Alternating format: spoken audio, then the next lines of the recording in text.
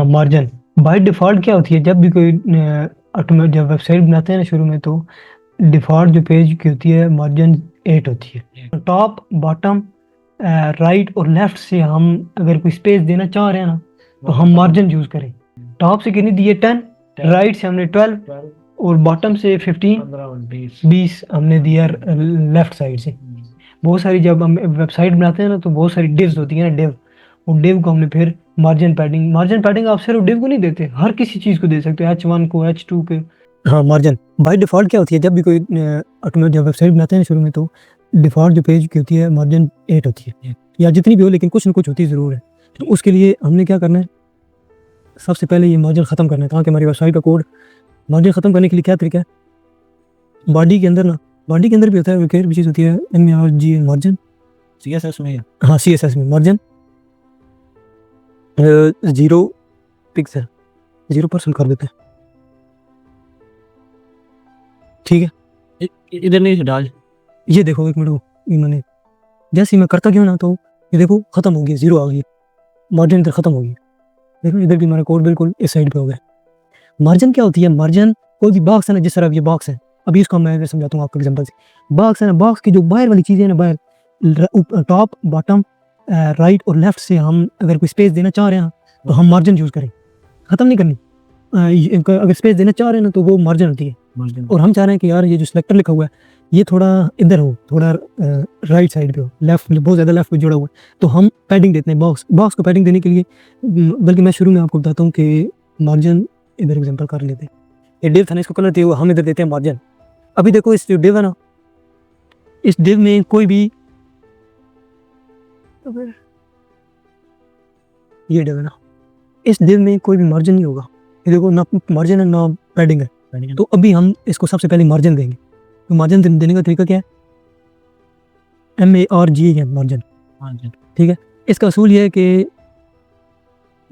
Top, right और left, bottom. Top से हम कितने देंगे जी, 10 पिक्सल, मतलब ऊपर से थोड़ा नीचे हो जाए हमारा, ये वाला बॉक्स थोड़ा ऊपर नीचे हो जाए। और टॉप और राइट होता है दूसरा सेकंड, टॉप राइट, दूसरे वाला कौन सा, राइट, इधर से भी 10 पिक्सल लेफ्ट, और टॉप राइट, बॉटम और लेफ्ट, इधर से भी हम 10 दे देते हैं बॉटम से, और लेफ्ट से उधर से भी 10 दे देते हैं, ठीक है। ये थोड़ा सा इधर और करना आपको समझ आएगी। मार्जिन हम दिए टॉप, राइट, लेफ्ट, बल्कि थोड़ा सा वैल्यू चेंज करें ताकि समझ आ जाए। राइट से हमने 12 दिए, टॉप से इधर से हम 14 कर देते हैं, 15 कर दिए, इधर से हम 20 कर देते हैं।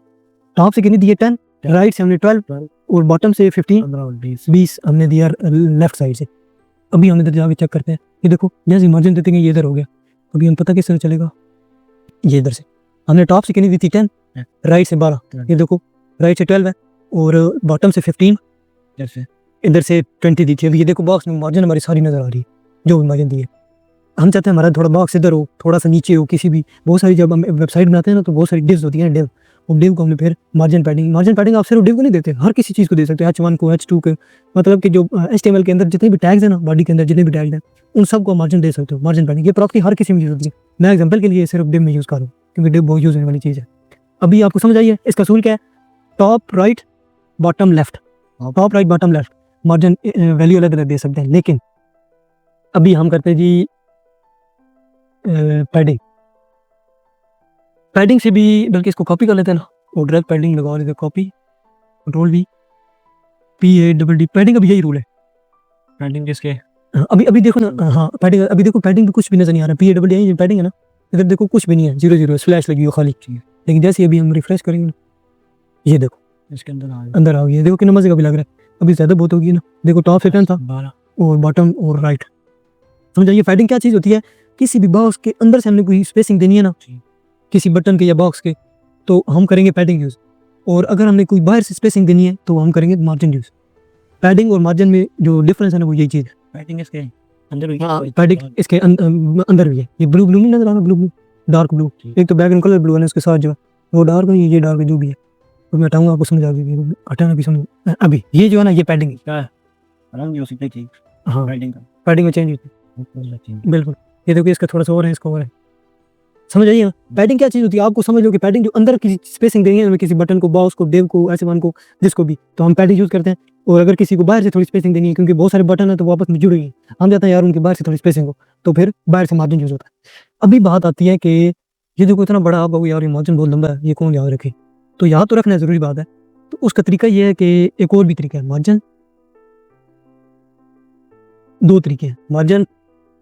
अभी हमने दिया ना px और 10px और 20px।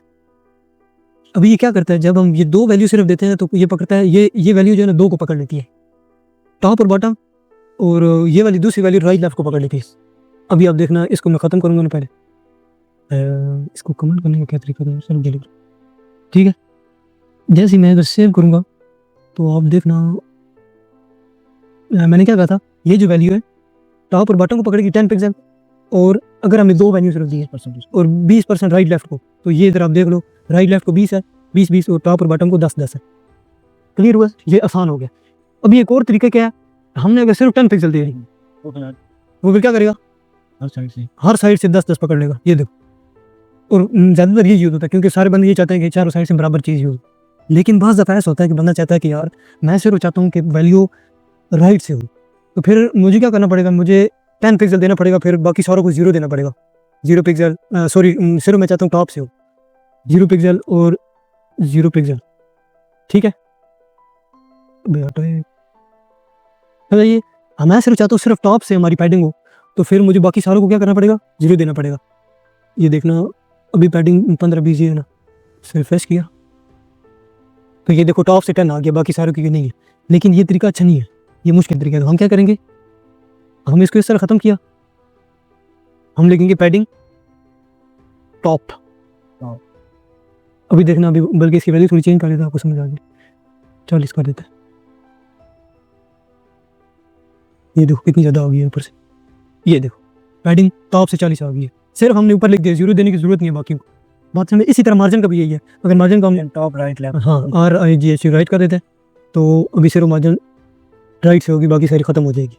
ये देखो मार्जिन राइट से 10 पिक्सल। बात समझ आइए क्या तरीके हैं। सबसे पहला तरीका ये बताने के बंदा दो ही तरीके यूज़ होते हैं, मैं जो यूज़ करता हूँ क्योंकि मैंने काफ़ी काम किया हुआ है।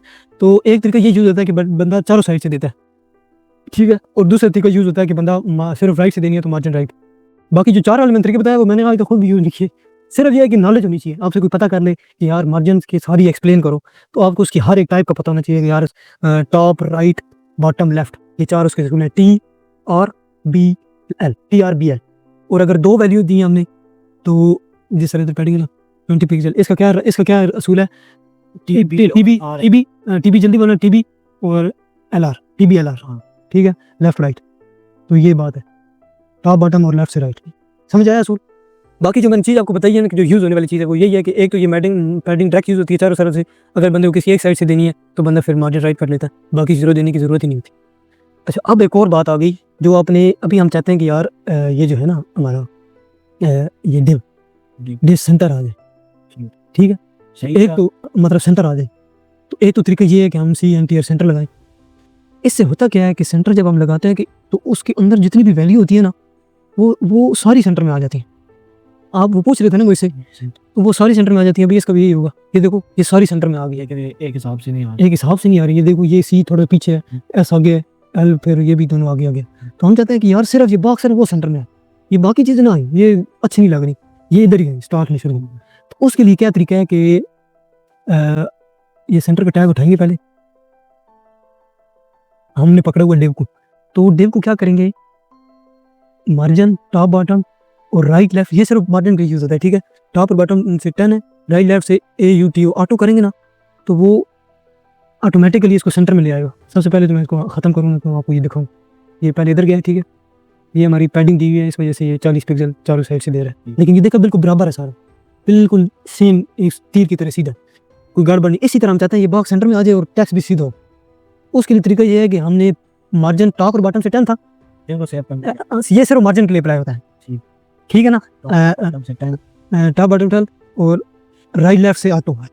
जैसे हम ऑटो करेंगे ना तो वो राइट और लेफ्ट से दोनों को बराबर कर देगा पूरी वेबसाइट के हिसाब से। ये देखना, ये देखो अभी हमारा टेक्स्ट भी सेंटर में लाइन की तरह, और वो पूरे जो बॉक्स है वो भी बीच में आ। ये चीज़ जो आप पूछ रहे थे ना, ये उसका तरीका है। वो तो मैंने टैग इसलिए बताया है कि आपको पता हो कि यार टैग सेंटर करने की जरूरत है। अभी आपको मार्जिन का समझ रहा है, मार्जिन के अंदर हमारे पास कितनी चीज़ होती है? पैडिंग मार्जिन के हमारे पास 3-4 होती है। हाँ 3-4 होती है बिल्कुल। और पैडिंग के अंदर भी सारी वही होती हैं, सिर्फ ये है कि ये ऑटो वाली प्रॉपर्टी नहीं होती उसमें। ऑटो वाली ट्राई करते हैं, टॉप और बॉटम से 10 लेना और टॉप और बॉटम से 40 है, चल 10 कर देते हैं। राइट लेफ्ट से ऑटो चेक करते हैं, नहीं ये वर्क ही नहीं करती। ये वाली प्रॉपर्टी जो है ना पैडिंग वाली, ये जो डबल प्रॉपर्टी है, डबल प्रॉपर्टी किधर वर्क करती है? सिर्फ मार्जिन में 20 पिक्सल। मैं चेक करता हूँ हो जाए शायद। हाँ ये ऑटो वाली, सॉरी डबल वाली प्रॉपर्टी, बाकी सारी प्रॉपर्टी वर्क करती है उसी तरह जिस तरह मार्जिन वाली करती हैं। सिर्फ अगर हमने ऑटो देना है ना तो ऑटो सिर्फ मार्जिन में वर्क करता है, इसमें नहीं करता। बात समझो?